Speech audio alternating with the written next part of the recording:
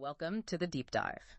You know, when we picture the American Revolution, we often think of this quick, dramatic fight for freedom, right? Like it all happened in a flash. But diving into the sources, it's clear it was way more complicated. John Adams actually said the real revolution happened in the minds and hearts of the people way before any fighting started. That's exactly right. It's much more helpful to see it as this long, drawn-out process, not just one single event. It's really about fundamental shifts in how people saw themselves and their government, ideas that were brewing for, well, over a century. Absolutely. And today, that's what we're going to unpack for you. We've got a great set of sources here. They cover everything from the origins, the war itself, all the different people involved, and its wider global impact. Yeah, the goal really is to get past those sort of standard textbook stories. Right. We want to dig into the surprising details, the different motivations people had, and the really deep changes that define this moment. So you walk away with a solid understanding, but, without feeling totally overwhelmed. So let's start right at the beginning, with those quiet seeds of revolution planted long before the Boston Tea Party. Okay. So a lot of those seeds go back to this British policy, or maybe non-policy, called salutary neglect. For about 150 years, Britain basically just let the 13 colonies handle their own business. Right. Kind of hands off. Exactly. And this really fostered this deep-seated sense of self-governance. There's a great quote from a colonist, Captain Levi Preston. He said, "We always had governed ourselves, and we always meant to. They didn't mean we should." That really captures that developing American mindset, doesn't it? It really does. And you see that distinct American identity forming pretty early on. During the English Civil War, the New England colonies actually supported the Commonwealth, and Massachusetts even ignored Charles II for over a year after he became king again. And then later you have King Philip's War in the late 1600s. The colonies fought that war against Native American tribes completely on their own, no military help from England at all. That kind of thing really builds self-reliance. Yeah, it creates this interesting dynamic, right? Because what happens when England does try to step in more forcefully? Like in the 1680s with the Dominion of New England. Charles II and James II tried to lump the New England colonies together under a royal governor, Edmund Andros. And that didn't go over well. Not at all. It caused huge resentment. They restricted local assemblies, imposed new taxes. But then when James II gets overthrown back in England, the glorious revolution boom, you get the 1689 Boston Revolt. They kicked out Andros and restored their old governments. It's a really clear early example of colonists pushing back against outside control. So you've got this growing habit of self-rule, but Britain's still thinking in terms of mercantilism, right? The idea that colonies are basically there to make the mother country rich. Exactly. Colonies supply raw materials, buy finished goods. That's the theory. And it led to laws like the Navigation Acts, starting way back in the mid-1600s. Which were designed to control trade. Pretty much. Restricted trade with other countries, forced European goods to go through England first, pay duties, and then you had other acts targeting specific colonial industries, wool, hats, iron, trying to prevent competition with British makers. But some colonies actually benefited a bit, didn't they? Like shipbuilding in New England? Yeah, they got protection from foreign rivals. Yeah. But then you get the Molasses Act of 1733.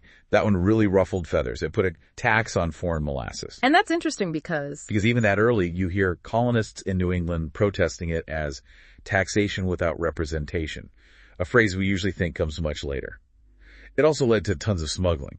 So much so that the British basically stopped trying to enforce it after the 1740s. So even if the economic hit wasn't huge overall from these early laws, the political friction was already there. Definitely. Especially with merchants who were politically active.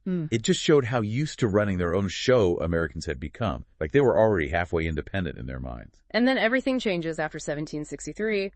The French and Indian War ends. Britain wins big, gets all this new land east of the Mississippi. But winning costs money. A lot of money. Oh, yeah. Britain's national debt just exploded. So to deal with that and to pay for keeping a permanent army in North America, which was also really expensive, the Prime Minister, George Grenville, decides, okay, the colonies need to chip in. And the difference in taxes was huge, wasn't it? Stark. Americans paid something like 1 shilling to the Empire for every 26 shillings someone in England paid. Wow. And on top of wanting more tax revenue, they issue the Royal Proclamation of 1763. Right, which basically closed off all that newly won western land to settlement, calling it an Indian reserve. That really ticked off settlers and land speculators eager to move west. It didn't really stop migration in the long run, but it definitely added to the resentment. So by 1764, the whole situation is kind of a powder keg. Britain's broke, wants more control, and starts imposing direct taxes. A totally different approach. And that brings us right to the boiling point. This period where direct taxes, protests, just escalate until war becomes almost inevitable. You have the Sugar Act in 64, tightening up customs enforcement. But the real fire starter was the Stamp Act of 1765. That was the first time Parliament tried to impose a direct tax on the colonies themselves, on everything from legal papers and newspapers to playing cards. And that's when no taxation without representation becomes the absolute rallying cry. It wasn't really about how much the tax cost. It was pretty low, actually. It was the principle. Exactly, the principle. Colonists were adamant. Parliament, where we have no elected representatives, has no right to just levy taxes on this. It hit a fundamental nerve about the relationship with Britain. And the reaction was immediate, wasn't it? Groups like the Sons of Liberty just popped up. Yeah, almost overnight. They organized public protests, boycotts of British goods, and sometimes, things got violent. Burning court records, ransacking the house of the Chief Justice, Thomas Hutchinson. They made it basically impossible to collect the tax. And there's official pushback, too, like the Stamp Act Congress. Right. Delegates from 9 colonies met. They issued this Declaration of Rights and Grievances saying, look, we're British citizens, we have the same rights, and taxing us without representation violates those rights. And they organized a big boycott of British imports. What was Parliament's argument against that?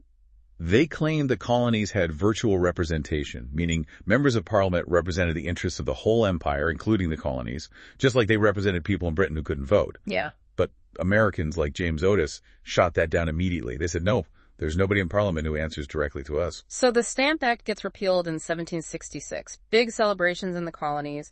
But then Parliament turns right around and passes the Declaratory Act. Yeah, basically saying, just so you know, we still have the power to make laws for you in all cases whatsoever. It was a direct slap, making it clear they hadn't given up on the principle of parliamentary supremacy at all. And they follow that up pretty quickly with the Townshend Acts in 1767. New taxes on stuff like paper, glass, tea. Right. Parliament thought maybe Americans only hate internal taxes like the Stamp Act, but they'll accept external taxes like customs duties. But John Dickinson, in his famous letters from a farmer in Pennsylvania, argued powerfully that these new acts were also unconstitutional because their main purpose was clearly to raise money, not just regulate trade. So more boycotts. More boycotts, yeah. Though maybe a bit less effective this time because the tax goods were pretty common. Then Massachusetts sends out this circular letter calling for coordinated resistance, and the royal governor dissolves their assembly. Things get tense. You have the riot over John Hancock's ship, the Liberty, accused of smuggling. Customs officials actually had to flee Boston. Britain sends troops. Parliament even threatened to drag colonists back to England for treason trials, right? Though they never actually did it. Yeah, that threat alone really inflamed things. And the whole situation just keeps spiraling downward, especially after the Boston Massacre, March 5th, 1770. Describe what happened there. Well, you had a crowd gathering around some British soldiers, taunting them, throwing snowballs, rocks, whatever. The soldiers panicked, basically, and fired into the crowd, hit 11 people, killed 5. Even though the soldiers were later acquitted in court, defended by John Adams, actually the incident became huge propaganda for the Patriot cause. Really turned public opinion against the British presence. Things cooled off a bit after that. Lord North's government repealed most of the Townshend duties, except the one on tea. Temporarily, yeah. Yeah. But the underlying tensions didn't go away. Then in 1773, you get the Gaspee Affair Patriots burning a British customs ship in Rhode Island.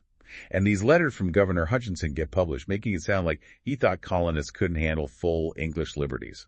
Which just fed into the narrative that there was this conspiracy against American rights. Exactly. And fueling that whole network were the committees of correspondence. Samuel Adams was key here. These committees connected patriots in all 13 colonies, shared news, coordinated boycotts. They essentially became the backbone of the rebel government structure. Which brings us to the Tea Act of 1773. This wasn't a new tax, was it? No, that's the key thing. It was designed to bail out the struggling British East India Company. It actually lowered the price of their legal tea, making it cheaper than the smuggled Dutch tea everyone was drinking. But the colonists saw it as a trick. They saw right through it. It was Parliament trying to get them to implicitly accept the principle of taxation by buying the cheaper taxed tea. They weren't falling for it. And that leads directly to the Boston Tea Party, December 16, 1773. One of the most famous acts of defiance in history. Samuel Adams, the Sons of Liberty, dressed up sort of as Native Americans, boarded the ships in Boston Harbor and dumped thousands of pounds worth of tea into the water. A massive statement. And London's reaction was going to be harsh. Yeah, the Intolerable Acts, as the colonists called them, in 1774. 4 main parts, right? Right. The Boston Port Act shut down the harbor until the tea was paid for, devastating for the economy. The Massachusetts Government Act basically stripped away self-government, putting the colony under direct royal military control. Then the Administration of Justice Act, allowing British officials accused of crimes to be tried back in Britain, not the colonies. Colonists called it the Murder Act. And finally, a new Quartering Act, making it easier for the army to house soldiers in private buildings. These were meant to punish Massachusetts and isolate it. But they completely backfired. Totally. Instead of isolating Massachusetts, they united the other colonies with Massachusetts. People saw it as an attack on everyone's liberties. Patriots in Massachusetts formed the Suffolk Resolves, basically rejecting the acts, and set up their own shadow government, the Provincial Congress, which started organizing militias outside Boston. And this colonial unity leads straight to the First Continental Congress later in 1774. Yes. Delegates from 12 colonies Georgia came later met in Philadelphia. This was huge. For the first time, they were coordinating resistance on a continental scale, agreeing on more boycotts, setting up local committees to enforce them, and urging militias to prepare. Patriots were now armed and organized across the colonies. War was right around the corner. And it officially kicks off in February 1775 when King George III declares Massachusetts is in a rebellion. That leads directly to Lexington and Concord. April 19, 1775. The shot heard round the world. British troops marching out to seize militia supplies. Paul Revere's ride. The skirmishes. That was it. The fighting had started. After that, Patriot militias immediately surrounded Boston, trapping the British troops inside. And the Second Continental Congress convenes in Philadelphia that June. Still some hope for peace. There was. They actually did 2 seemingly contradictory things. They formed the Continental Army, appointing George Washington as commander-in-chief, but they also sent the Olive Branch petition to King George, one last plea for reconciliation. How did the king respond? Not interested. He issued a proclamation of rebellion, basically calling the colonists traitors. And then just days after Congress met, you have the Battle of Bunker Hill, actually Breed's Hill. A costly British victory. Extremely costly. The British took the hill, but suffered huge casualties. It showed the Americans could and would stand up to regular troops. That's when Benjamin Franklin made that grim joke, calculating how much it cost Britain to kill each American rebel, highlighting the sheer expense of trying to win by force. Dark humor, but it makes a point. There was also that failed American attempt to invade Quebec. Right, they hoped Canadian colonists would join them. Didn't happen. But the big success early on was Washington managing to force the British to evacuate Boston in March 1776. He got cannons from Fort Ticonderoga, placed them overlooking the city. The British had to leave. So by spring 1776, Patriots controlled all 13 colonies. Royal governors had fled, loyalists were in charge anywhere. The momentum was clearly shifting. Absolutely. And the next logical step was for each colony, now calling themselves states, to formally ditch their old royal governments and set up new ones. They held conventions, wrote state constitutions, created new legislatures. New Hampshire was first, right? January 1776. Yeah. And by May, Congress itself is urging all colonies to suppress British authority. States like Virginia, New Jersey, South Carolina had constitutions even before July 4th. Rhode Island and Connecticut just tweaked their old charters. But the key thing is, they were all committed to republicanism. No inherited offices, government based on the consent of the governed. But republicanism didn't necessarily mean full democracy as we think of it, did it? What about voting rights? That's a really important point. There was debate. John Adams worried about opening the floodgates. He basically said, if you let every man vote, soon women will want to vote, young men will want to vote, poor men will want to vote. Chaos. So most states kept property qualifications? Many did, yes. For voting and especially for holding office. Many also set up bicameral legislatures, 2 houses, and kept fairly strong governors, kind of mirroring the old system in some ways. Delaware, Massachusetts were like that. But some states went further. Yeah, Pennsylvania, New Jersey, New Hampshire adopted constitutions that were much more democratic, closer to universal white manhood suffrage, or very low property requirements. And New Jersey's 1776 Constitution had that fascinating, though temporary clause, allowing all inhabitants with enough property to vote, which for a while included some unmarried women and black men. That got shut down in 1807, though. Still, the drive towards independence was accelerating. North Carolina authorized its delegates to vote for it. By June 76, most colonies were on board. And then you get the big moments in Philadelphia. Richard Henry Lee's resolution for independence passes on July 2nd. And then July 4th, 1776, the unanimous adoption of the Declaration of Independence. Primarily written by Thomas Jefferson, a landmark document. Absolutely. It's steeped in enlightenment, liberalism, natural rights, consent of the governed, and republicanism, rejecting monarchy, emphasizing civic virtue, and of course that iconic phrase, all men are created equal. The Declaration also called for a formal union, didn't it? Which led to the Articles of Confederation. Yes, though that took a bit longer. Congress approved the Articles in late 1777, but they weren't fully ratified by all states until March 1781. Still, they provided that first framework for a national government, essential for managing the war effort and dealing with other countries. Okay, so independence is declared, but the war is far from over. Britain definitely had advantages on paper. Oh, for sure. A professional, well-trained army, the most powerful navy in the world, and, crucially, a sophisticated financial system to pay for it all. But they fundamentally misjudged the situation, didn't they? Critically, they really believed it was just a few troublemakers stirring things up, and that if they showed up with enough force, the loyal majority of Americans would rise up and help them crush the rebellion. That just wasn't true. Support for the Patriot cause was much broader and deeper than they understood. So the British come back in force, summer of 76. They land in New York, beat Washington badly at the Battle of Brooklyn, and take control of New York City. Yep, New York became their main base for the rest of the war. They even tried a peace conference on Staten Island, but Admiral Howe basically demanded the Americans tear up the Declaration. That wasn't happening. But Washington manages that incredible comeback at the end of the year, Trenton and Princeton. Huge, absolutely huge morale boost. After a string of defeats, Washington leads his army across the icy Delaware River on Christmas night, surprises the Hessians at Trenton, then scores another victory at Princeton a few days later. It showed the Continental Army could fight and win, and it saved the Revolution when it was really flagging. Then 1777 becomes a major turning point, especially with Saratoga. What was the British plan there? The plan was for General Burgoyne to march south from Canada, meet up with British forces coming north from New York City, and basically cut off New England from the rest of the colonies. But it didn't work out. Major miscommunication. General Howe, commanding the main army in New York, decided to go capture Philadelphia instead of heading north to meet Burgoyne.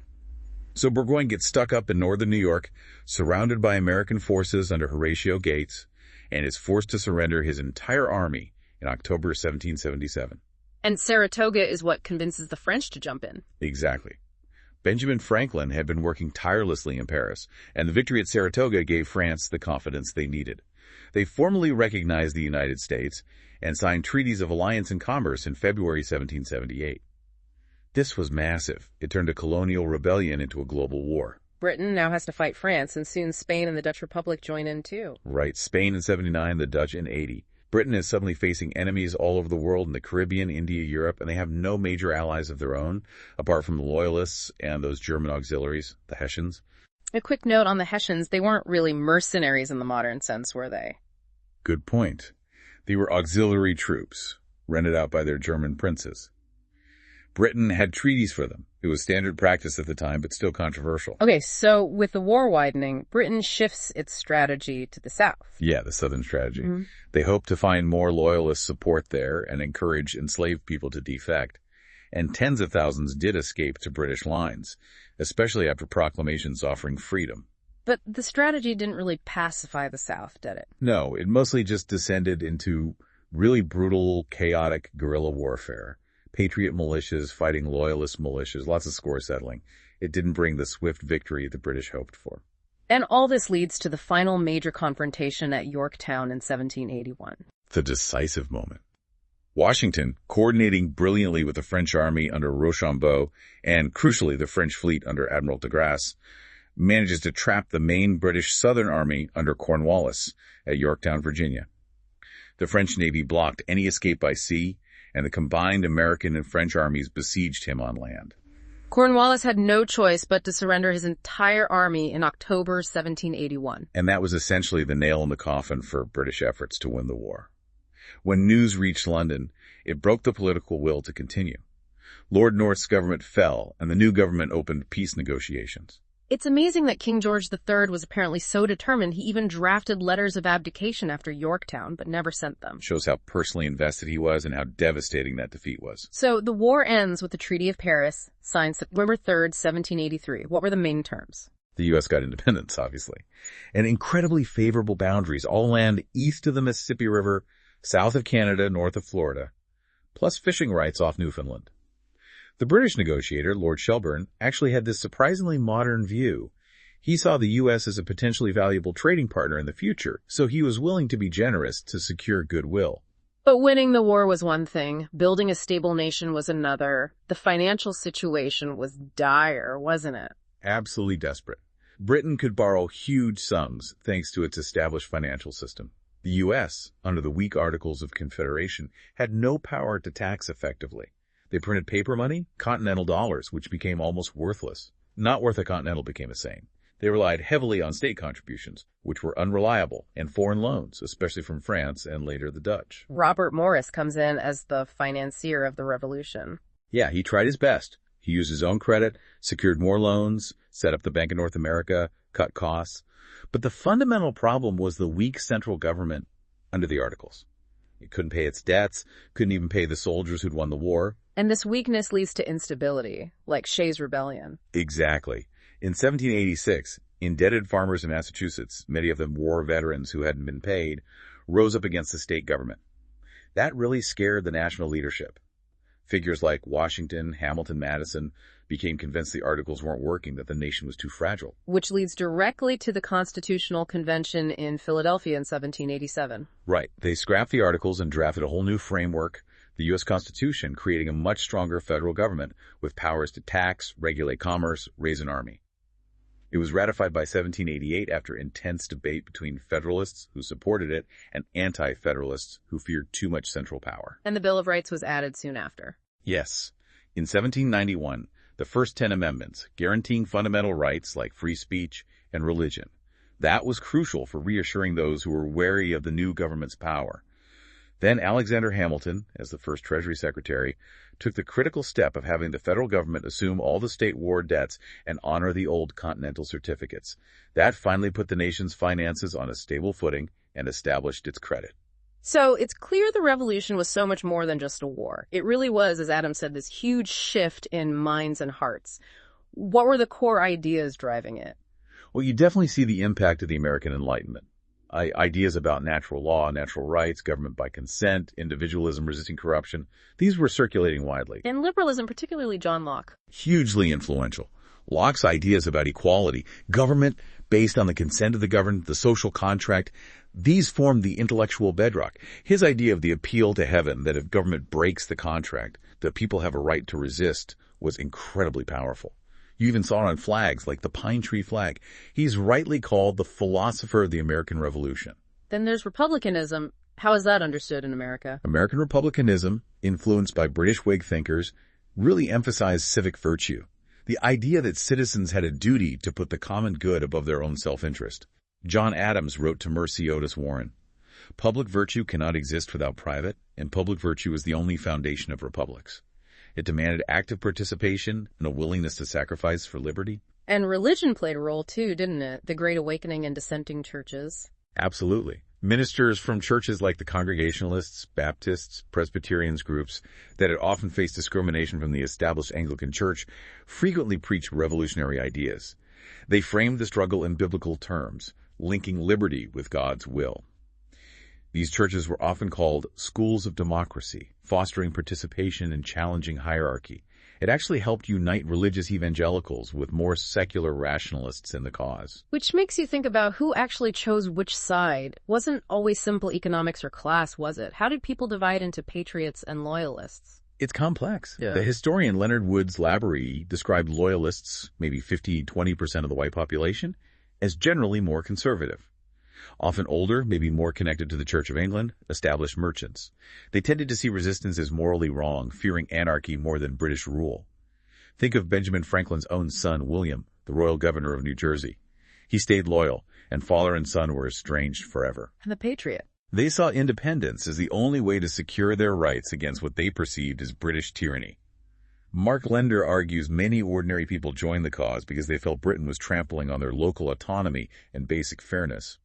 And Thomas Paine's pamphlet, Common Sense, was incredibly effective in galvanizing support, making independence seem like the only logical path. But both sides drew from various social classes. For patriots, the ideology often came first. Were there people who tried to stay out of it? There was a minority who aimed for neutrality. The Quakers are the most prominent example, due to their pacifist beliefs. But even they often face suspicion from both sides. We absolutely have to talk about the role of women, often left out of the main narrative, but crucial. Utterly crucial. Women participated in boycotts like those Boston women spinning yarn in 1769 to replace British imports. They managed farms and businesses while men were away fighting. They served as spies, nurses, cooks, laundresses following the camp followers. Some, like Deborah Sampson, even disguised themselves as men to fight. And figures like Mercy Otis Warren used their writing plays, histories, to attack royal authority. And Abigail Adams's famous letter to John. Remember the ladies. Yes. A powerful plea to consider women's rights in the new laws.